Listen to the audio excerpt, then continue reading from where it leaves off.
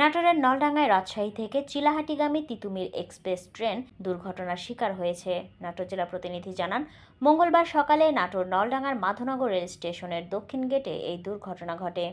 দুর্ঘটনায় অল্পের জন্য হাজার হাজার যাত্রী প্রাণে বেঁচে যায়। এই খবরটি ছড়িয়ে পড়লে স্থানীয়দের মধ্যে ব্যাপক চাঞ্চল্যের সৃষ্টি হয়। একটি ইট বোঝাই ট্রলি প্রবেশ করতে গেলে হেডম্যান বাধা দিলে তবুও ট্রলি চালক জোর করে রেল লাইনে ট্রলি উঠিয়ে দেয়।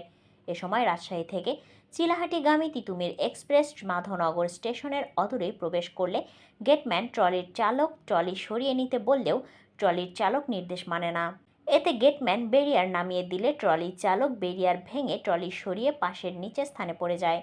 তবে এই ঘটনায় কাউকেই আটক করা হয়নি। স্থানীয় এলাকাবাসী মিজানুর রহমান সহ আরও অনেকেই বলেন, গেটম্যানের নির্দেশ অমান্য করে ট্রলি চালক জোর করে ইট বোঝাই ট্রলি রেল লাইনে তুলে দিলে তখনই রাজশাহী থেকে চিলাহাটিগামী তিতুমির এক্সপ্রেস মাধবনগর স্টেশনের দিকে আসে।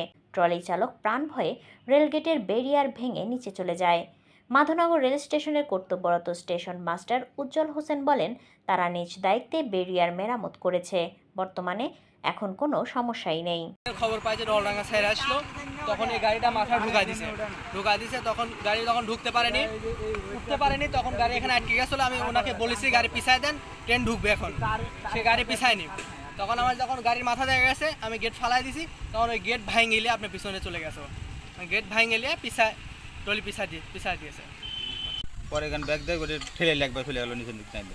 এই হলো ঘটনা। আলো বললো যে গেটম্যান হলো আপনার বলছে যেরকম ধরনের সরানোর কথা, ওই লোকজন হলো বলছে যে মানে যে লোকটা ইয়ে করছিল উনি আপনার সরাতে চায় না, বারবার করে গেটম্যান হলো আপনাকে বলে, বুঝতে পারলেন? বলার পর তারপরে হলো শেষ করে দেয় দিয়ে বেরিয়ে আসার সময়।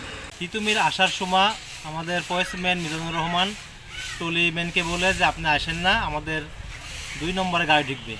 টলিম্যান মনে করে যে 2 নম্বর গাড়ি না ঢুকে 1 নম্বর ঢুকবে। এই মনে করি সে 2 নম্বরের লাইনের কাছে গাড়ি রেখে দেয়। যখন দেখে যে ট্রেনের মাথা দেখা যাচ্ছে তখন হলো ট্রেন পিছনের দিকে হলো বেঁকলে, আর মিজানুর রহমান পোস্টম্যান আগেই গেটটা ফেলে দেয়। তখন তার গাড়ির সাথে গেটটা বেঁধে যায়।